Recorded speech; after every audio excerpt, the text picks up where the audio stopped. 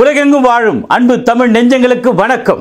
NBC செய்தி மடலில் உங்களை சந்திப்பதில் எல்லையில்லாத மகிழ்ச்சி. உலகளாவிய அன்பு தமிழ் உறவுகளே, இன்றைய நாளில் ஆண்டவராகிய இயேசு கிறிஸ்து மரித்து அடக்கம் பண்ணப்பட்டு உயிர்த்தெழுந்த இந்த நன்னாளிலே உங்களுக்கு வாழ்த்துக்கள் சொல்வதிலே நான் மகிழ்ச்சி அடைகிறேன். இயேசு கிறிஸ்துவுடைய உயிர்த்தெழுதல் ஜாதி, மதம், இனம், மொழிகளை கடந்து உலகம் முழுவதும் சிறப்பாக கொண்டாடப்படுகிற இந்த நன்னாளிலே இதைத் தொடர்ந்து நமது கிறிஸ்தவ பெரியார் டாக்டர் பீட்டர் சாலமன் ஐயா அவர்களை சந்திக்க போகிறேன். வாருங்கள் அன்பு தமிழ் சொந்தங்களே. ஐயா வணக்கம். ஐயா வணக்கம். இயேசு கிறிஸ்துடைய உயிர்த்தெழுதல் உலகளாவிய மக்கள் மத்தியில் கொண்டாடப்படுகிறது. இதை நீங்கள் எப்படி சொல்லணும்னு ஆசைப்படுறீங்க?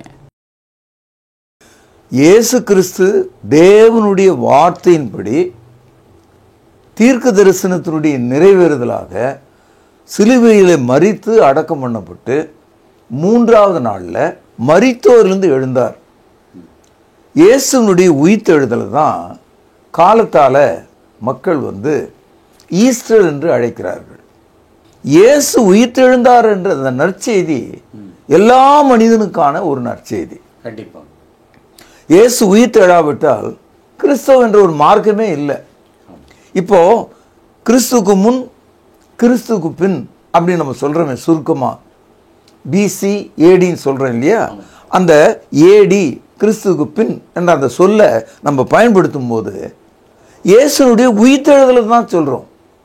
கிறிஸ்துக்கு பின்னா எதற்கு பின்? அவருடைய உயிர்த்தெழுதலுக்கு பின். அப்போ AD சொல்லும் போது you are mentioning the resurrection. இயேசுனுடைய உயிர்த்தெழுதல் இல்லாமல் நீங்கள் கிறிஸ்துக்கு பின் என்ற வார்த்தை சொல்லி பயனில்லை. ஆகவே உலகம் முழுவதும் மனிதர்கள் நிறங்களை கடந்து, மொழிகளை கடந்து, அவர்களுடைய தத்துவங்களை கடந்து, அவருடைய சிந்தனைகளை கடந்து ஒப்புக்கொள்ள வேண்டிய சத்தியமாக இது இருக்கிறது. ஒரு மனிதன் புதிய ஏற்பாட்டை கையில் தூக்கினால் அவன் கிறிஸ்துவனுடைய உயிர்த்தெழுதலை தூக்குகிறான். உயிர்த்தெழுதல் இல்லாமல் கிறிஸ்தவம் இல்லை. உயிர்த்தெழுதல் இல்லாமல் உயிர் உள்ள மதம் எதுவும் இல்லை. அதனால்தான் இந்த கிறிஸ்தவம் உயிர்த்தெழுதலை போதிக்கிறது. இயேசு உயிர்த்தெழுந்த போது அவர் 40 நாள் அளவும் தன்னை உயிரோடு இருக்கிறவராக காண்பித்துக் கொண்டே இருந்தார். இதை நீங்கள் கவனிக்கணும். அடுத்தது புதிய ஏற்பாட்டை சரியாக நாம் படித்தால் 14 இடங்களில் அவர் வெவ்வேறான மக்களை அவர் சந்திக்கிறதை குறித்த குறிப்புகள் இருக்கிறது.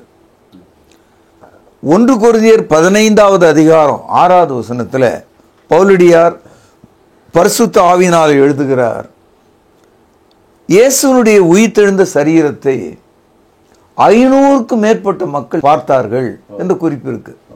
கோர்ட்ல கூட, அதாவது நீதிமன்றங்கள்ல சாட்சின்னு 2 பேர் தான் கேட்கிறான். 500 சாட்சிகள் நிறுத்தப்பட்டிருக்கிறது. 14 முறை அது நிரூபிக்கப்பட்டிருக்கிறது.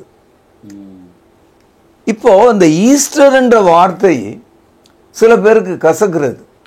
எனக்கு ஒன்றும் கசக்கல. காரணம் என்னன்னா, இந்த ஈஸ்டர் என்ற சொல் புதிய ஏற்பாட்டில் இல்லை அப்படின்னு நினைக்கிறாங்க. ஆனா புதிய ஏற்பாட்டில் இருக்கு. ஆனால் இடுப்பில்லாத மக்கள், தைரியம் இல்லாத மக்கள் அதை சிதைத்து விட்டாங்க. இதை அப்போஸ்தலர் நடபடிகள் 12வது அதிகாரம் 4வது வசனத்தில் நீங்கள் பார்க்கலாம். அதாவது ஏரோது ராஜா முதலாவது யோவானுடைய சகோதரனாகிய யாக்கோபை பிடித்து சிரசேதம் செய்கிறார். அப்போஸ்தலர் நடபடிகள் 12வது அதிகாரம். அக்காலத்தில் ஏரோது ராஜா சபையிலே சிலரை துன்பப்படுத்த தொடங்கி யோவானுடைய சகோதரனாகிய யாக்கோபை பட்டயத்தினாலே கொலை செய்தான். அது யூதருக்கு பிரியமாக இருக்கிறது என்று அவன் கண்டு பேதுருவையும் பிடிக்க தொடர்ந்தான். அப்பொழுது புளிப்பில்லாத அப்ப பண்டிகையாக இருந்தது. இந்த புளிப்பில்லாத அப்ப பண்டிகை ஆண்டுக்கு ஒரு முறை அவர்கள் யூதர்கள் மத்தியில் வருகிற ஒரு தியாக பண்டிகை. அக்காலத்தில் அவர்கள் தியாகத்தோடு இருப்பார்கள். 4வது வசனம் பாருங்கள். அவனை பிடித்து சிறைச்சாலையிலே வைத்து பஸ்கா பண்டிகைக்கு பின்பு ஜனங்களுக்கு முன்பாக அவனை வெளியே கொண்டு போகலாம் என்று எண்ணி அவனை காக்கும்படி வகுப்புக்கு 4 போர்ச்சேவராக ஏற்படுத்திய 4 வகுப்புகளின் வசமாக ஒப்புவித்தான். இந்த இடத்துல 4வது வசனத்தில் பஸ்கா பண்டிகைக்கு பின்பு, இந்த இடத்துல தான் புதிய ஏற்பாட்டில் ஈஸ்டர் என்ற வார்த்தை இருக்கிறது. மூல மொழியில் இருக்கிற ஸ்கிரிப்டில் அது பார்த்தீங்கன்னா அப்படிதான் இருக்கு. காலத்தால் நடுங்கி போன பயந்து போன மக்கள் இந்த சொல்லை மத ஆச்சாரியங்களோடு இணைக்கணும் அப்படின்னு நினைச்சாங்க. இயேசு கிறிஸ்து சிலுவையில் அறையப்பட்ட அந்த நாள் பஸ்கா பண்டிகை அன்று தான். பஸ்கா பண்டிகையினுடைய அன்று மாலை அடக்கம் பண்ணப்பட்டு 3வது நாள் அவர் உயிர்த்தெழுகிறார். ஏரோது ராஜா ஒரு குள்ள நெறி போன்ற தந்திரமுள்ள ஆள். அவன் என்ன நினைக்கிறான், 12 அப்போஸ்தலர்களில் பிரதானமான முதல்ல யாக்கோபை சிறைசேதம் பண்ணிட்டான். அதுக்கப்புறம் யூதர்களுக்கு ரொம்ப சந்தோஷமான விஷயமா தெரியுது அது. ஏன்னா இயேசு கிறிஸ்துவனுடைய உயிர்த்தெழுதலை சிறப்பாக சொல்லி கொண்டிருந்த இந்த அப்போஸ்தலர்களை ஒழிச்சு கட்டினாங்கன்னா அன்றைக்கு யூத தலைவர்களுக்கு அது மிகவும் சந்தோஷமா இருந்தது. அதாவது இயேசு உயிர்த்தெழுந்த நாளில் இருந்த எருசலேமில் இருந்த சகல யூதர்களும் பிரதான ஆசாரியரும் அந்த உயிர்த்தெழுதல் எப்படியாவது மறைக்கணும்னு அவங்க எவ்வளோ முயற்சி எடுத்தாங்க. அது யூதருக்கு பிரியமா இருக்கிறது என்று அறிந்து கொண்ட இந்த ஏரோது பேதுருவையும் அதே டேட்ல காலி பண்ணணும்னு நினைச்சு சரியா பஸ்கா பண்டிகைக்கு பிறகு, அப்படின்னா பஸ்காவுக்கு பிறகு வந்த 3வது நாள் அவனை வெளியே கொண்டு வந்து இயேசு உயிர்த்தெழுந்ததாக நம்பப்படுகிற அதே நாளில் இவனை கொல்ல வேண்டும் என்று திட்டமிடுகிறான். இந்த இடத்துல தான் அந்த ஈஸ்டர் என்ற வார்த்தை இருக்கிறது. இயேசு உயிர்த்தெழுந்த உடனே ஜனங்களுக்கு சொன்ன முதல் வார்த்தை என்ன தெரியுங்களா? உங்களுக்கு சமாதானம் என்று சொன்னார். பீஸ் அன்டு யூன்னு சொன்னார். அப்போ யார் ஒருவன் இயேசுவை உயிர்த்தெழுந்திருக்கிறார் என்று ஒப்புக்கொள்கிறானோ அவனுடைய மனதுக்கு தேவ சமாதானம் உண்டாகிறது. இதெல்லாம் நீங்க சுவிசேஷ புத்தகத்தில் படிக்கலாம். ஆனா கொண்டாடுகிறவர்கள் அதை எவ்விதமாக கொண்டாடுகிறார்கள் என்று தான் வித்தியாசம். நீ அதை ஒரு விக்கிரக வழிபாடாக கொண்டாடக்கூடாது. சத்திய வசனத்தின்படி அதை நீ கொண்டாட வேண்டும். இயேசு கிறிஸ்துவினுடைய உயிர்த்தெழுதல் ஒரு கொண்டாட்டம், ஒரு மகிழ்ச்சி, அது தேவ சமாதானத்தை காண்பிக்கிறதாக இருக்கிறது. ஏன்னா இயேசு பஸ்கா அன்றைக்கு மரிக்கிறார். அது வியாழக்கிழமை மாலை அவங்க ஊர் கணக்குப்படி. அதனால தான் வெள்ளி, சனி, ஞாயிறு. ஐயா, இயேசு கிறிஸ்துவினுடைய சரீரம் நாராக கிழிக்கப்பட்டு 5 காயங்களோட ஒரு புதிய கல்லறையில் அடக்கம் பண்ணாங்க. அவ்வளவு ரோம பேரரசனுடைய பாதுகாப்பெல்லாம் இருக்கும்போது அவர் எப்படியா உயிர்த்தெழுந்திருக்க முடியும்? தேவனுடைய வார்த்தையின்படி தீர்க்க தரிசனத்தினுடைய நிறைவேறுதலாக இயேசு மரித்தோர்ந்து உயிர்த்தெழுந்தார். இயேசு உயிரோடு இருக்கும்போது தமது மரணத்தையும் தமது உயிர்த்தெழுதனையும் தமது சீஷர்களுக்கு முன்கூட்டியே சொல்லியிருந்தார். இந்த ஆலயத்தை இடித்து போடுங்கள், 3வது நாளில் அதை நான் கட்டுவிப்பேன், என்னை கொன்று போட்டால் 3வது நாளில் எழுந்திருப்பேன் என்று அவர் தெளிவாக சொல்லியிருந்தார். இயேசு கிறிஸ்துவனுடைய கல்லறையை நாம் முதலாவது சிந்திக்கணும். அது சிலுவையில் அறையப்பட்ட இடத்திலிருந்து ஒரு 400 மீட்டர் தூரத்தில் இருக்கிற மிக அருகில் இருந்த ஒரு கல்லறை. அந்த கல்லறை யோசேப்பு என்ற ஒரு ஐஸ்வர்யவான், மிகப்பெரிய பணக்காரர். அக்காலத்தில் பணக்காரர்கள் தங்களுக்கு வீடுகளை கட்டுவது போல மரணத்துக்கு பிறகு அடக்கம் பண்ணுவதற்கு கல்லறைகளை கட்டிக்கொள்வது அவர்களுடைய வழக்கமாக இருந்தது. இந்த யோசேப்பு என்ற அரிமத்திய ஊரானாகிய யோசேப்பு எருசலேம் தேவாலயத்திலிருந்து ஒரு 400 மீட்டர் தூரத்தில் தனக்கு ஒரு கல்லறையை வைத்து கொண்டான். புதிய கல்லறை. அதில் ஒருவரும் அடக்கம் பண்ணப்படல. அந்த கல்லறை அருகில் இருக்கிறது. இயேசுவை சிலுவையிலிருந்து இறக்கி தூரமாக அதை கொண்டு போய் நாசரேத்தில் அடக்கம் பண்ண முடியாது. காரணம், ஓய்வு நாளில் சபிக்கப்பட்ட மனிதன் மரத்தில் தொங்கக்கூடாது என்று ஒரு வசனம் இருக்கு. இது கலாத்தியர் 3வது அதிகாரம் 13வது வசனம். ஆகவே இயேசுனுடைய பிரேதம் சிலுவையில் சனிக்கிழமை தொங்கக்கூடாது என்று விரைவாக சனிக்கிழமை துவங்குவதற்கு முன்பாக வெள்ளிக்கிழமை அன்றே அவரை எடுத்து அடக்கம் செய்துட்டாங்க. அதனால் வெள்ளி, சனி, ஞாயிற்றுக்கிழமை ஆகிய 3வது நாள், வாரத்தின் 1வது நாளில் அவர் மரித்தோர்ந்து உயிர்த்தெழுந்தார். யோவான் எழுதிய சுவிசேஷம் 19வது அதிகாரம் 39வது வசனம். ஆரம்பத்திலே ஒரு ராத்திரியில் இயேசுனிடத்திலே வந்திருந்த நிக்கதேமு என்பவன் வெள்ளை போலமும் கரிய போலமும் கலந்து ஏறக்குறைய 100 ராத்தல் கொண்டு வந்தான். அவர்கள் இயேசுவின் சரீரத்தை எடுத்து யூதர்கள் அடக்கம் பண்ணும் முறைமையின்படியே அதை சுகந்த வர்க்கமிட்டு சீலைகளில் சுற்றினார்கள். அவர் சிலுவையில் அறையப்பட்ட இடத்தில் ஒரு தோட்டமும், அந்த தோட்டத்தில் கவனிங்க, ஒரு காலும் ஒருவனும் வைக்கப்பட்டிராத புதிய கல்லறை இருந்தது. யூதருடைய ஆயத்த நாளாக இருந்தபடினாலும் அந்த கல்லறை சமீபமாக இருந்தபடினாலும் அவ்விடத்தில் இயேசுவை வைத்தார்கள். இப்போது இந்த இடத்துல ஒரு மெசேஜை நீங்கள் கவனிக்கணும். இயேசு ஏன் அந்த அருகில் இருந்த கல்லறையில் வைத்தாங்கன்னா, யூதர்களுடைய ட்ரெடிஷன் படி ஓய்வு நாள் துவங்குவதற்கு முன்பாக அவர்கள் தங்கள் பணிகளை எல்லாம் செய்து முடிக்கணும். அதுக்கப்புறம் ஒரு நாள் ஆன பிறகு தான் மறுநாள் அதை தூக்கிட்டு போக வேண்டி வரும். அதனால் இயேசு சரீரத்தை இறக்கின உடனே டைம் முடியுது, மாலை நெருங்குகிறது, அவர்கள் அடக்கம் செய்ய வேண்டியது அவசியமாக போச்சு. இது ஒரு தீர்க்க தரிசனத்தினுடைய நிறைவேறுதலாகவும் இருக்கிறது. ஏசாயா தீர்க்க தரிசன புத்தகம் 53வது அதிகாரம் 9வது வசனம்.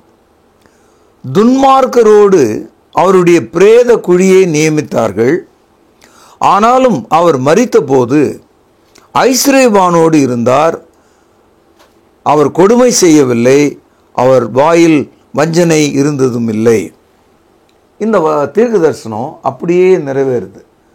இயேசு சிலுவையில் அறையும் போது அவர் ஒரு நீதிமான், ஆனால் அக்கிரமக்காரரோடு அவர் ஒரு அக்கிரமக்காரர் என்று இந்த உலகத்துக்கு சாத்தான் தெரிவிக்க விரும்புகிறான். ஆகவே அக்கிரமக்காரரோடு அவரை சிலுவையில் அறைந்தார்கள். ஆனால் அவர் அடக்கம் பண்ணப்பட்ட போது, அவர் உயிர்த்தெழுந்த போது ஐஸ்வர்யவானுடைய கல்லறையில் அவர் இருந்தார். இந்த ஐஸ்வர்யவான் யார் என்பதை சுவிசேஷ புத்தகத்தில் அரிமத்திய ஊரானாகிய யோசேப்பு என்று நமக்கு தெரிகிறது. ஐயா, அடக்கம் பண்ணப்பட்ட இயேசு கிறிஸ்து கண்டிப்பாக உயிர்த்தெழுவார் அப்படின்னு ஏதாவது தீர்க்க தரிசனம் இருக்குங்களா? முதலாவது தீர்க்க தரிசனம்னா ஒரு காலத்தில் சொல்லப்படும், எதிர்காலத்தில் அது நிறைவேறும். தாவீது இயேசு கிறிஸ்துக்கு முன்னால் 1000 ஆண்டுகளை வாழ்கிறார். அந்த தாவீதின் வழியாக ஒரு தீர்க்க தரிசனம் சொல்லப்பட்டது. இயேசு கிறிஸ்துனுடைய ஆத்மா மரணத்தில் விடப்படுவதில்லை, அவருடைய சரீரம் அழியாது என்று தீர்க்க தரிசனமாக சொல்கிறார். இதை சங்கீதம் 16:10-11 வசனங்கள். என் ஆத்துமாவை பாதாளத்தில் விடீர், உமது பரிசுத்தவானின் அழிவை காண ஒட்டீர், ஜீவ மார்க்கத்தை எனக்கு தெரியப்படுத்துவீர், உம்முடைய சமூகத்தில் பரிபூரண ஆனந்தமும் உமது வலது பார்சத்தில் நித்திய பேரின்பமும் உண்டு. The soul of Jesus Christ never let into Hades. பாதாளத்தில் விடமாட்டேன் என்று தீர்க்கதரிசனம் சொல்லப்பட்டது. திருச்சபை வரலாற்றை எடுத்து படித்தோம்னா, முதல் எருசலேம் நகரத்தில் பேதுரு அப்போஸ்தலன் பிரசங்கித்த போது அதை கேட்ட எதிராளிகள், அதாவது ஆசாரியனும் வேதபாரகர்களும் பரிசேயர்களும் அந்த நகரத்தைச் சேர்ந்தவர்களும் அவனுடைய வார்த்தையை கேட்டவர்கள் மத்தியில் ஒரு செய்தியை பேதுரு சொல்கிறார். இந்த செய்தி எப்படி துவங்குதுன்னு பாருங்க. அப்போஸ்தலர் நடபடிகள் 2வது அதிகாரம். சகோதரரே, கோத்திர தலைவனாகிய தாவீதை குறித்து நான் உங்களோடு தைரியமாய் பேசுவதற்கு இடம் கொடுங்கள். அவன் மரணமடைந்து அடக்கம் பண்ணப்பட்டான், அவனுடைய கல்லறை இந்நாள் வரைக்கும் நம்மிடத்தில் இருக்கிறது.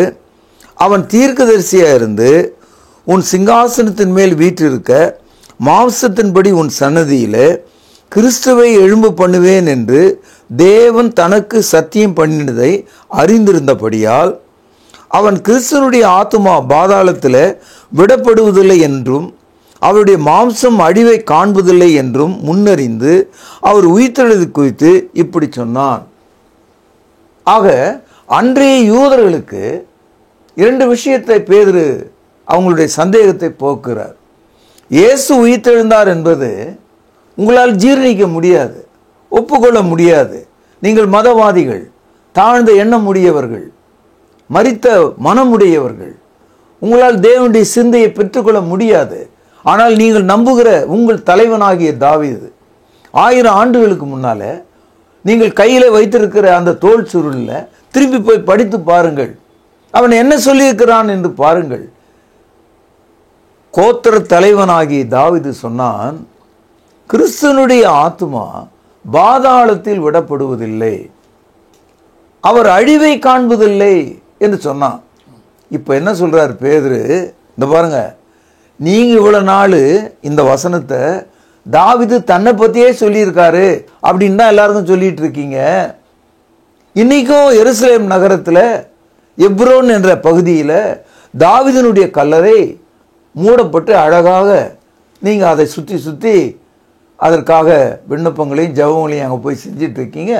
இங்கே ஒன்றை போய் பாருங்க, தாவீதினுடைய கல்லறை மூடியிருக்கிறது, இயேசுனுடைய கல்லறை திறந்திருக்கிறது. 2மே எருசலேம் நகரத்தில் தான் இருக்குது. கூடுதலாக அவர் செய்தி சொல்கிறார், நான் எருசலேம் நகரத்துக்கு 3 முறை போனேன். தாவீதினுடைய கல்லறை மூடப்பட்டிருக்குது, அலங்கரிக்கப்பட்டிருக்கு. அதை சுற்றி ஜனங்கள் கல்லறை வணக்கங்களை தர்கான்னு இங்கே சொல்கிறாங்க பாருங்க. அதே மாதிரி அவர்கள் இறந்தவர்களுக்காக தாவீதுக்காக புலம்பிக் கொண்டிருக்கிறத என் கண்ணால் பார்த்தேன். இயேசு கிறிஸ்து மரித்து உயிரோடு எழுந்த 2000 ஆண்டுகளுக்கு பிறகு இந்நாள் வரைக்கும் அந்த தாவீதினுடைய கல்லறை அங்கே தான் இருக்கு, மூடப்பட்டு இருக்கு. ஆனால் இயேசுனுடைய கல்லறை அதே எருசலேம் நகரத்தில் அன்றைக்கு திறந்திருந்தது, இன்றைக்கும் திறந்திருக்கிறது. இதை தான் பேதுரு எடுத்து சொன்னார். கூடுதலாக ஒன்று சொன்னார், இந்த இயேசு எங்கே போனார் அப்படின்னு அந்த யூதர்கள் யோசிக்கிறாங்க. அதுக்கு சொல்கிறார் பாருங்க, அப்போஸ்தலர் நடபடிகள் 2வது அதிகாரம் 32வது வசனம். இந்த இயேசுவை தேவன் எழுப்பினார், இதற்கு நாங்கள் எல்லாரும் சாட்சிகளாய் இருக்கிறோம். இந்த வார்த்தை தான் முதல் கிறிஸ்தவத்தின் துவக்கமாகவும், இந்த வார்த்தை தான் முதல் கிறிஸ்தவ விசுவாசிகளை பெற்றுக்கொண்டதாகவும் இருக்கிறது. இந்த வார்த்தைக்கு பிறகு தான் எருசலேம் நகரத்தில் 3000 பேர் ஞானஸ்தானம் பெற்று ரட்சிக்கப்பட்டாங்க. காலியான கல்லறை இயேசுனுடையது. அந்த கல்லறையில் இருந்த இயேசுவை தேவன் எழுப்பினார், அதற்கு நாங்கள் சாட்சிகள் என்று அவர்கள் சொன்னபோது அவர்கள் மத்தியில் இருந்து 3000 பேர் பேதுருவையும் மற்ற அப்போஸ்தலரையும் பார்த்து, சகோதரர்களே, நாங்கள் தவறு செய்து விட்டோம், தேவனுடைய குமாரனை கொன்று விட்டோம், அவருடைய இரத்தப்படி எங்கள் மீது வந்து விட்டது, ஐயோ நாங்கள் என்ன செய்வோம் என்று கேட்கிறார்கள். அப்பொழுது பேதுரு அவர்களை பார்த்து சொல்கிறார் 38வது வசனத்தில், நீங்கள் மனம் திரும்பி ஒவ்வொருவரும் பாவ மன்னிப்புக்கென்று கர்த்தராகிய இயேசு கிறிஸ்துவின் நாமத்தில் ஞானஸ்நானம் பெற்றுக்கொள்ளுங்கள், உங்களுக்கு அப்பொழுது பரிசுத்தாவின் வரமும் உண்டாகும் என்று சொன்னான். அவனுடைய வார்த்தையை சந்தோஷமாக ஏற்றுக்கொண்டவர்கள் அன்றைய தினம் ஞானஸ்நானம் பெற்றார்கள். இது அப்போஸ்தலர் நடபடிகள் 2:41.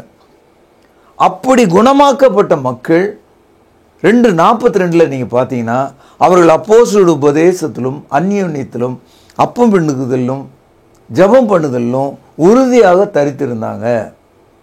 அதே 2வது அதிகாரம் 47வது வசனத்தை படித்தா, தேவனை துதித்து ஜனங்கள் எல்லாரிடத்திலும் தயவு பெற்றிருந்தார்கள். யார்? அந்த 3000 பேர்.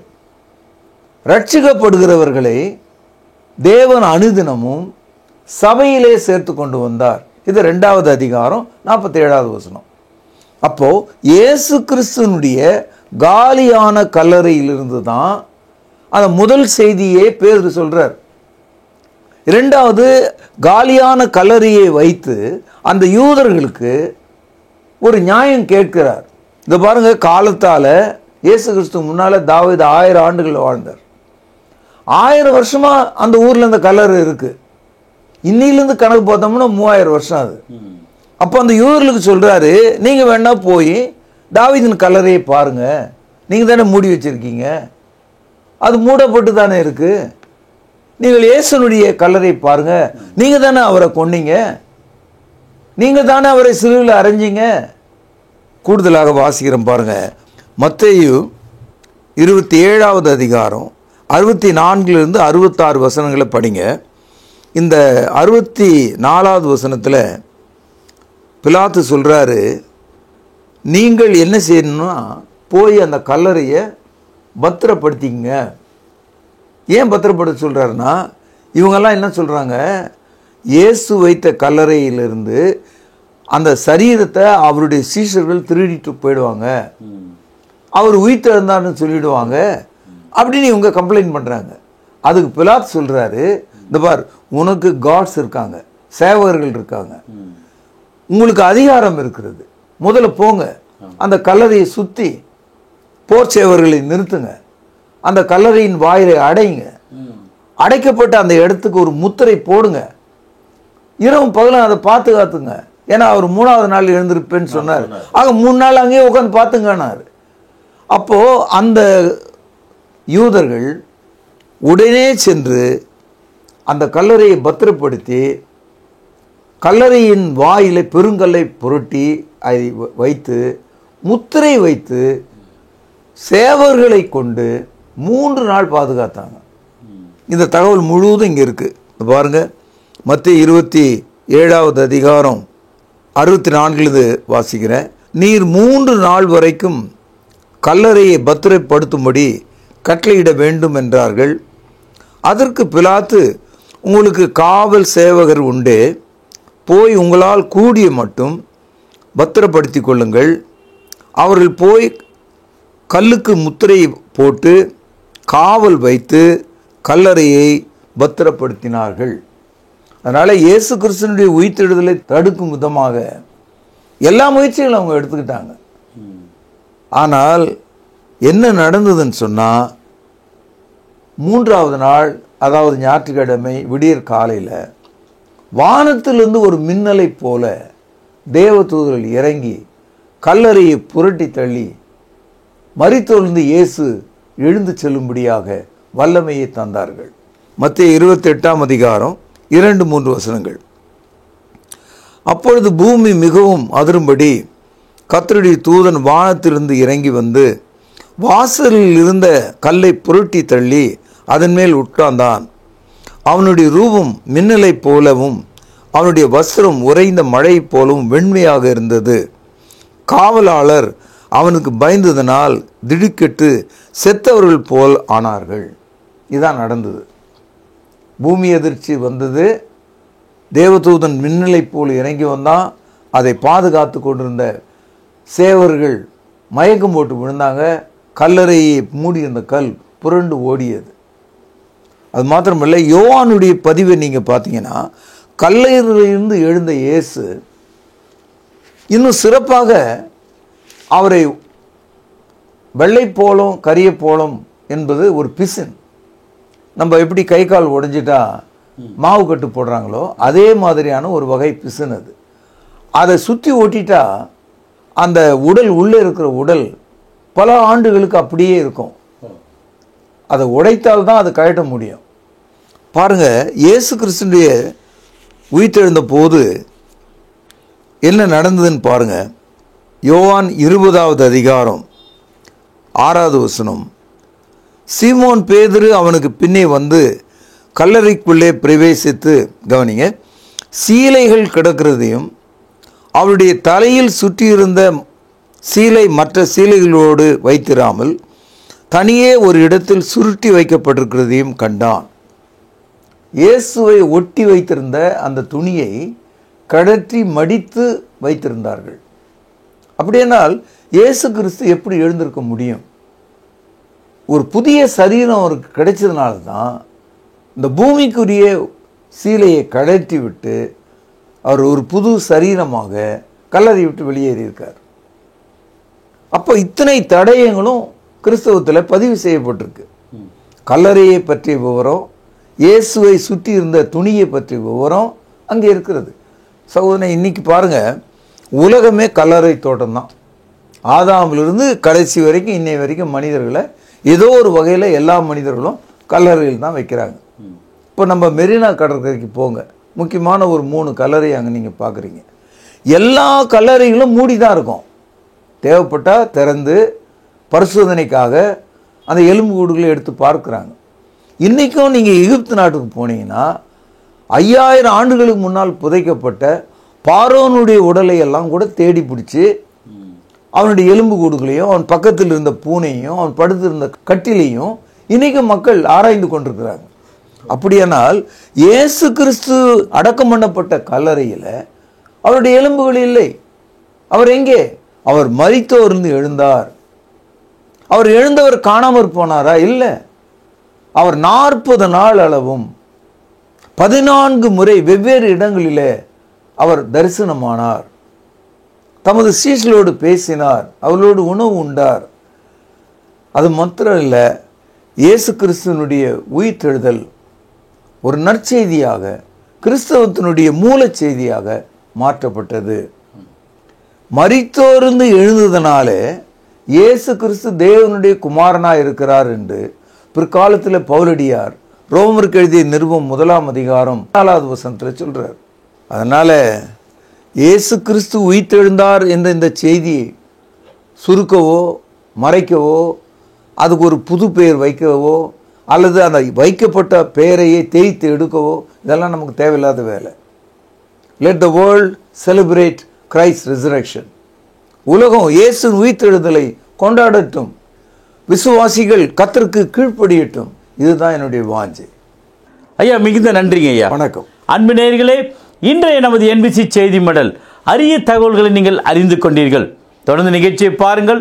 இந்த நிகழ்ச்சியை அநேகருக்கு எடுத்துச் சொல்லுங்கள். அதுவரை உங்களிடமிருந்து விடைபெறுவது உங்கள் அன்பு அறிவிப்பாளன் சார்லஸ் எஸ் குணசேகரன். நன்றி, வணக்கம். அன்பானவர்களே, புதிய ஏற்பாட்டு தொழுகைக்கு திரும்புங்கள். இடம் YMCA வளாகம், ஹைகோர்ட் எதிரில், பிரதி ஞாயிறு காலை 11 மணி அளவில் அன்புடன் அழைக்கிறோம். Come and worship with us every Sunday at 11 AM, YMCA Hall, opposite High Court, Parish Corner. கர்த்தாவே, தேவர்களில் உமக்கு பானவர் யார்? வானத்திலும் பூமியிலும் உமக்கு பானவர் யார்? உமக்கு பானவர் யார்? உமக்கு பானவர் யார்? வானத்திலும் பூமியிலும் உமக்கு பானவர் யார்? வானத்திலும் பூமியிலும் உமக்கு பானவர் யார்? தொடர்பு கொள்ள வேண்டிய முகவரி: திருமறை நேரம், 58 சர்ச் தெரு, குமரன் நகர், சென்னை 6,82,000. தொலைபேசி எண் 044255008882. செல்போன் 9385500882.